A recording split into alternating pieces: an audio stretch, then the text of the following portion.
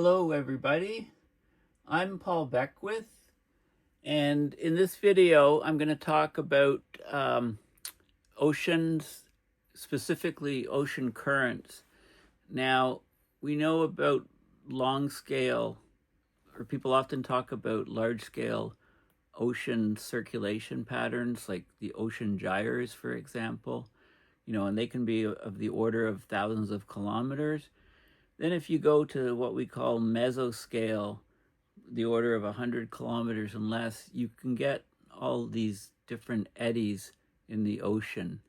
And in these eddies, the water can pile up. So if you look at a satellite image of the sea surface height, you can see in these vortices, the water level is higher. So I'll show you the data, some data on this, and basically a new paper just came out which looks into detail, great detail. It's very mathematical, this paper. I'll show you some images and stuff, but the math is, I don't need to go into the math. I just want to give you a basic understanding of how power from the wind can cause these small scale eddies, and where you don't have eddies occurring, you get strain in the ocean. So strain is basically, suppose I have a brick here. If I apply a pressure here on both sides, the brick compresses in this direction, and the conservation of mass and the volume, it has to expand in this direction. If you take the distance which it compresses, divide it by the whole distance, or the distance it expands, divide it by the whole distance, you get the strain of the material. So stresses on a material cause the material to deform, and that's what we call strain. So in between the eddies in the ocean, when you get these different reactions of one eddy to another eddy, you get areas where you get strain, and you can get the water parcel. If you think of it as a sort of a square parcel on the surface, it gets decreased in one dimension and increased in the other direction. So the ocean, the vortices and the strain are kind of smaller scale motions of the ocean, if you like. So I'm going to talk about these sort of things, and I did an interesting experiment where I asked Perplexity to talk about vortices and strain, and I asked the very same question in DeepSeek, the new AI, which was groundbreaking about a week ago. And we'll compare some of the explanations for what it's saying. Okay, so let's get right into what's happening here. Of course, the oceans are a very important part of the climate system because they absorb over 90% of the incoming sunlight. So this is Earth Nullschool. Okay, all the links for everything are in the description. So we're looking at it's updated as of today. We're looking at the ocean, the currents down here is the overlay, and you can see what's happening here. This is the Gulf Stream carrying energy up here. And if you look at the equator, you can see the general direction is from east to west. And then, of course, if you go away from the equator, extra tropical, the winds, like at 45 degrees, say, the winds go from west to east. So you've got a vector this way and a vector this way, and those combine, and you get these spinning vortices in the clockwise direction in the northern hemisphere. And you can also think of this as, this is the Coriolis force. You don't get these at the equator, you just get them. Here's one here. The equator's right here. And if you go to the southern hemisphere, these vortices start twisting. I don't see any closed circles offhand. You get a lot of these loops, which are deflecting. And if it did close up, it would be in a counterclockwise fashion. So you get these sort of, in the atmosphere, we call them cyclones and anticyclones. And, we're talking about really sort of ocean weather, if you like. And, you can zoom in and get an idea for the scale of these things. Some of them are very tightly compacted. Other ones are more expanded, moving slower. The tightly compacted ones are moving much faster. Okay, so you can see these sort of patterns in the ocean. So this paper that came out is here. It's a nature.com paper. How does the atmosphere affect ocean weather? This is in BlueSky. Please follow me on BlueSky. Paul H. Beckwith on BlueSky. New research reveals the surprising ways atmospheric winds influence ocean eddies, shaping the ocean's weather patterns in more complex ways than previously believed. So we can talk about, weather in the atmosphere, of course, but this is, if you like, the equivalent in the ocean, often called ocean weather patterns. These are some figures from the paper, but we'll go and we'll discuss this paper. Okay, but I wanted to show you, first of all, the scale of some of these from Earth Nullschool. And also, I mentioned that the sea is, the water can be pushed together and you can get sea surface height anomalies. So this is just Google Images. I'm looking at sea surface height anomaly, and there's lots of good images. So here's one, for example. This is sea surface height. So if you like, we've got a satellite in orbit here. It's got and it's measuring the altimetry. Okay, and you get the sort of gravity reference ellipsoid. You get anomalies due to local gravity and topography of the ocean floor. And then you get the mean surface height. There is fluctuation. Let me just go here. It's telling me to... Okay, so you get the sea surface heights, and then there's an anomaly, a sea level anomaly relative to the mean sea surface, because you get dynamic effects happening. Moving water can get piled up, the little eddies can form, you have large-scale gyres, etc. And you have land masses which are pulling water towards it. There's all these different factors. So this is mean sea level trends. This is a bit dated. It's only up to January 2017, but you can see some areas where the sea height is much larger, other ones where it's lower. Okay, so here's another view. This is sea surface height anomalies. I'll just play this. Okay, so this is data from a while ago, but this is just to point out. So the red areas are where the sea surface height is larger, and the blue areas where it's lower. And when you see strong red over here, we're in an El Nino where the water's warmer water expands, pushes against other warmer water and causes an anomaly in the sea surface height. And then that's for the El Nino, and then the La Nina, it's the opposite effect. Okay, so this is from the Jet Propulsion Laboratory, California Institute of Technology, ocean surface topography from space. And this is showing data from January 24th, 2025 to February 3rd.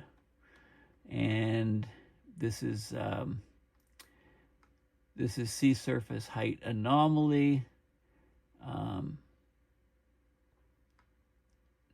So this was updated. This is okay, this is basically for now. You can see the anomaly, the scale is from plus 20 centimeters. An inch is 2.54 centimeters. So this is about 8 inches, plus 8 inches, minus 8 inches. You can see the fluctuation, areas where the sea level is higher, areas where the sea level is lower.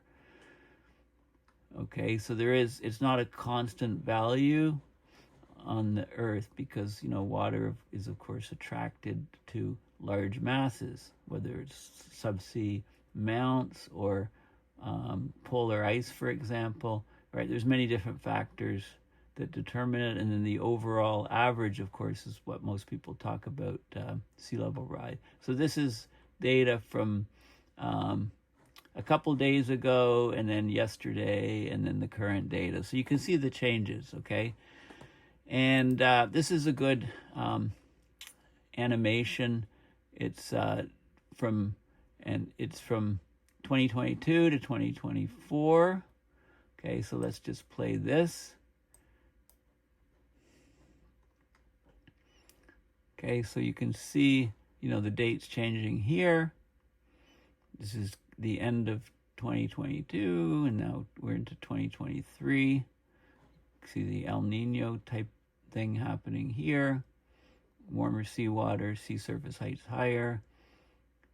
And then we go to 2024, February. Okay, now I asked Perplexity.ai, can you compare ocean vorticity with ocean strain? Because this is the paper right here. Atmospheric wind energization of ocean weather, and it talks about ocean vortical or vortices and strain. Those are the two key factors. So before we get into this paper, which is a bit complex, we can talk about, I asked, can you compare ocean vorticity with ocean strain? And this is what Perplexity told me. So there are basically two fundamental components of ocean weather. They play distinct but equally important roles in shaping the dynamics or movement of the ocean. So vorticity determines the movement of major ocean currents and gyres. So there's rotation, spinning movement. There's rotational motion in the ocean, like eddies and vortices. The vortical motions are characterized by a closed streamline contours indicating circular or spiral flow patterns. So the outside of the vortice is closed, right? You get a closed streamline. Water can go all the way around the circle. You get a concentration of energy with the wind in these eddy-dominated regions. And there's an asymmetry in the wind interactions. Winds can either dampen or slow down the cyclonic vortices, or they can energize them. So we've got cyclonic going one rotation route, and anticyclonic going the other direction. So you can dampen cyclonic and energize anticyclonic, or vice versa, in different regions from the winds. Okay, so strain, it says it contributes to frontogenesis, the formation of fronts in the ocean. It's basically the deformation of the water masses. So it drives much of the mixing and vertical transport in the ocean. So basically, instead of being closed streamlines, it's open, it's amorphous, it's in between the eddies, it's in regions where there aren't eddies. In fact, you can define the strain regions by regions where there are not eddies. So it's flow patterns, tangled flow patterns outside of eddies. It's got a comparable magnitude of the energy transfer with winds as the vorticity, but it's dominant in regions outside eddies. Again, that's emphasized. And there's asymmetric energization. So depends on the angle. I showed you the example of the brick where you're pushing a brick this way. If you offset the stress vectors and you push it this way, not only do you get a compression, but you get a torsion or a rotation, right? It wants to rotate the material. Okay, so that's talking about that in the ocean. So both of these, both vorticity and strain, have about equal rates of damping by the winds. So the winds can tend to dampen them. The vortice motions are concentrated in eddy-dominated regions. Straining motions dominate in areas outside eddies. These are very important. Both of these factors are very important for ocean dynamics. They influence the large-scale circulation patterns. They influence things like, heat movement, and they influence the biology, the phytoplankton, all these different things, the transporting of nutrients. And basically it's the winds, right? The interaction with the winds. So there's asymmetric energization based on their polarity, clockwise, counterclockwise, and orientation relative to the prevailing wind pattern. So like I said, the wind can dampen or strengthen. In general, the wind dampens. So to understand the interplay between vorticity and strain is important to understand these ocean weather systems and how they interact with the atmosphere. So that ultimately shapes global ocean circulation and the climate system. Okay, so that's what Perplexity.ai said. And I just managed to get DeepSeek, an account. It was kind of clogged when I tried it beginning of the week, but it's better. Now I was able to access it, and it puts it more in, it looks more like it's written by a person as opposed to a computer. I like it. I mean, I haven't explored the differences much, but I'll be doing it. I'll be looking at the effects of AI on the climate system. And I gave a talk to Canadian Meteorological and Oceanographic Society on Wednesday. I'll need to, I'll show you the link. I should have it for this video, but I'm not, I didn't. And I also did a session. Well, I've been doing a lot of sessions with Facing Future, with Nick Breeze, with Meta Spencer, to save the, Project to Save the Planet, with EcoShock Radio, Alex Smith as well. So, a lot of busy stuff outside of my own videos as well. So anyway, what does DeepSeek have to say? Ocean strain and ocean vorticity are both important concepts in physical oceanography, describing different aspects of fluid motion in the ocean. Motion in the ocean. So it compares them. Interestingly, it talks about strain first. So strain is a deformation of fluid elements. So if you've got a small area of ocean and you put the stresses on it, you can stretch it in one direction, compress it in another direction, cause rotation, etc. So it's how basically a parcel of fluid changes shape due to spatial variations in velocity of the winds on it, causing velocities of the ocean currents on it. There's normal strain, which is just stretching or compression, and there's shear strain. This is when the forces are offset, one force here, the other force is here. They're not right across from each other, and then you get the a shear, and you get the compression or expansion, but you also get a shear, so an angular force on it. So strains related to stretching or shearing of fluid parcels. In a convergent flow, fluid parcels are compressed, that's normal strain, while in a shear flow, parcels are deformed angularly, shear strain. Okay, vorticity describes the rotational motion of the fluid parcels. So high vorticity is strong local rotation, such as in eddies or whirlpools. So I showed you, this would have very high vorticity, and this would be lower vorticity. Let's get back to here. Okay, and when you describe them mathematically in two-dimensional flow on the surface of the ocean, the strain rate, it's a tensor, like includes terms like partial u, partial x, partial v, partial y. This is normal strain, right? This is a stress in the x direction, stress in the y direction. U and v are the horizontal velocity. U and v are the velocity components in the x and y direction, if you like. And then you can have partial u with respect to y and partial v with respect to x. That's the shear strain. Vorticity is the subtraction of those two. Okay, so strain is important in generating fronts, cold fronts, warm fronts, equivalents in oceans, like where you have a sharp density front, and mixing of the ocean water plays a role in the energy cascade in turbulent flows, how energy moves from one area to the other in the ocean, and vorticity is central to understanding the rotational phenomena like eddies, Rossby waves, and the formation of cyclones and anticyclone flows. It's also a key component in the conservation of potential vorticity that governs large-scale ocean circulation, like the gyres and things. So they're all related by the velocity gradient tensor, if you like, a little bit of math.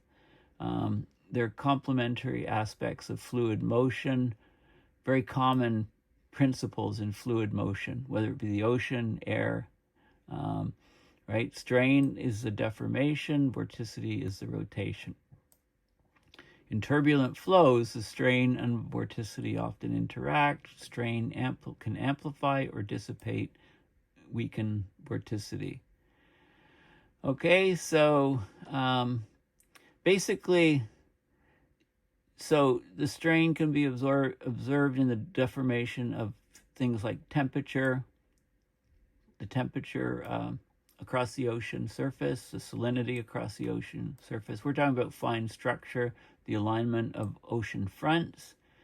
Vorticity is, often inferred from velocity measurements, but also satellite observations of sea surface heights, because that shows you where the eddies are. So they're ocean strain and vorticity, they're distinct but interconnected concepts. They together describe different aspects of fluid motion in the ocean. Okay, so they're very important concepts. So this is a paper. So let's just look at what it says. It says, ocean weather, and it just was published a few days ago. There's vortices, and straining, mesoscale motions. Mesoscale motions are talking about the order of 100 kilometers in size. So not huge, 1,000 kilometers, but like where the level of the ocean gyres, but much smaller scale. So they play fundamentally different roles in ocean circulation and the climate system. So vorticity determines the movement of major ocean currents and gyres. The strain contributes to this idea of frontogenesis, large changes in density, high density, say, on one side of the front, low on the other. So the formation of front, whether it be in salinity or temperature, the deformation of water masses, they drive much of the mixing and vertical transport in the upper ocean, which is very important to get oxygen lower and to get nutrients from deep down up to the surface. Recent studies have shown that interactions with the atmosphere and the wind in the atmosphere dampen the ocean's mesoscale vortices. The effect of winds on straining motions remains unexplored. So a lot on vortices, but not so much on strain. So they derive a theory for how wind affects the ocean's vorticity and strain in this paper. They found that wind damps both the strain and vorticity at an equal rate globally, but there's many asymmetries based on which way the winds are going relative to the pattern that's already existing in the ocean. Because these things, once a vortice is there in the ocean, it's got a fairly long lifetime. It sticks around. You can have permanent ones depending on the movement of the oceans past land masses, etc. Subtropical winds dampen oceanic cyclones, and they energize anticyclones outside strong current regions. Subpolar winds have the opposite effect. Okay, so this is important for looking at the way energy moves in the ocean, the way that the atmosphere shapes the ocean weather. Okay, so a couple things here. So atmospheric wind is a primary energy source maintaining the global ocean circulation, right? Wind blowing on the surface causes the water to move on the surface, causes these currents. Wind provides the kinetic energy to the ocean at gyro scales, which are larger than 1,000 kilometers, But most of the energy, ocean's kinetic energy, is in these mesoscales on the order of 1,000 square kilometers. Mesoscales are like the ocean's weather systems, consisting of a seemingly amorphous tangle of vortices, the eddies, and also the straining motions in between the eddies or where the eddies are not located. So winds have a net damping effect on these mesoscales. This is sometimes called eddy killing. So it modifies the kinetic energy input to the ocean. It can weaken the ocean gyres, and that can feed back into the gyre scale currents like the Gulf Stream and the Antarctic circumpolar current. So if we go back to this, we can look at the Gulf Stream here, and we can look at the very strong Antarctic circumpolar currents that circle Antarctica, looping off here, off Africa and so on. There's different currents. Okay, so that's what we're talking about.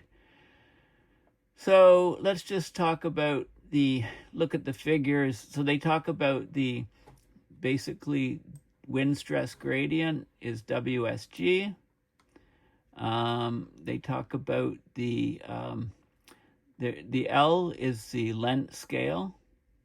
Okay, there's a wind stress tau.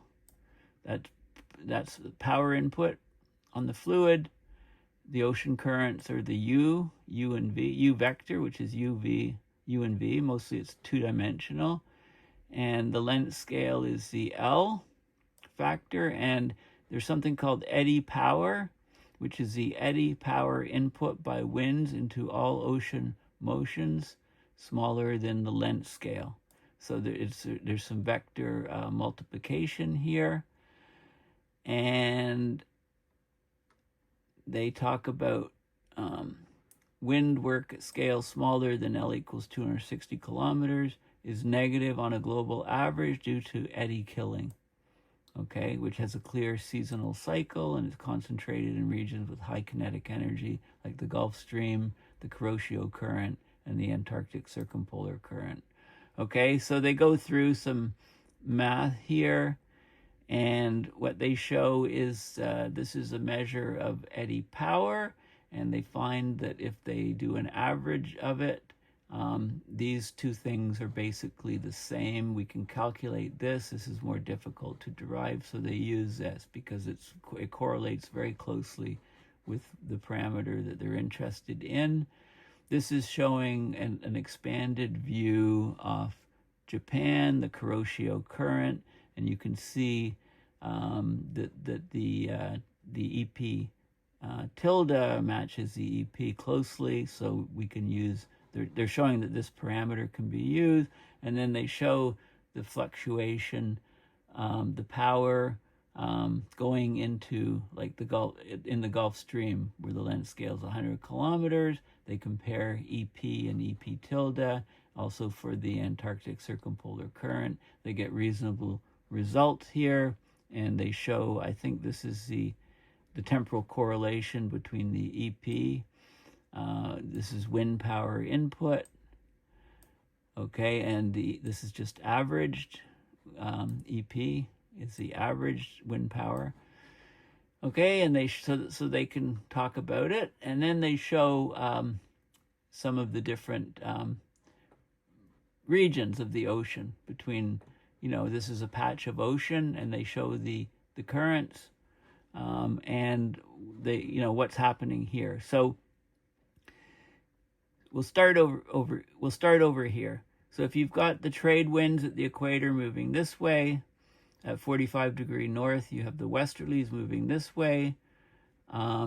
What it does is it forms a couple, if you like, a stress couple, and you get, this is the way the motion is, the stress, and it says negative because use your right hand, put your fingers in the direction of the rotation, your thumb's pointing into the screen, so that's a negative stress curl. Here you've got the westerlies at minus 45 or 45 degrees south, and the trade wind, so this forms a couple this way, so it forms this rotation here, and now your thumb is pointing towards the camera out of the screen, so it's a positive stress curl. And what happens here is this shows you if you've got the the wind like this here, the wind, you can get, you want to get a rotation here, but you want to get a rotation, and the velocity would add here and it would subtract here. So this is, and so you get this is to do with the vortices. In this case here, if you've got a wind here and a wind here, then this can generate, you can have a vortice this way and this way, and in this, and here, right? So this is the strain on this parcel. And here the winds are additive, so you get a vector here, same thing here, they're additive here. So you get compression of this water area here, and you get expansion. You get the water pulled out here and pulled out here, so you get an expansion. So this is the strain that we're talking about. And this is showing if you have large-scale wind stress being the same, right, in a section of ocean, and then you have small-scale wind stresses, okay, little swirls and stuff. If the wind's going this way and this way, this vector minus this vector is a short guy. This one plus this one is a long one. This is total wind stress. Because you have this type of factor, then the vortices are going to be generated in this direction, because you get, this is much stronger, overpowers the other one. And you can also get the strain, if you've got the wind coming this way and this way, so it's not a closed circle. Then the wind, this is pushing water in, so you get compression of the particle. So the strain is negative, and in this direction, it pulls it apart. The strain is positive. Okay, so those are the factors that are occurring, and then they show data.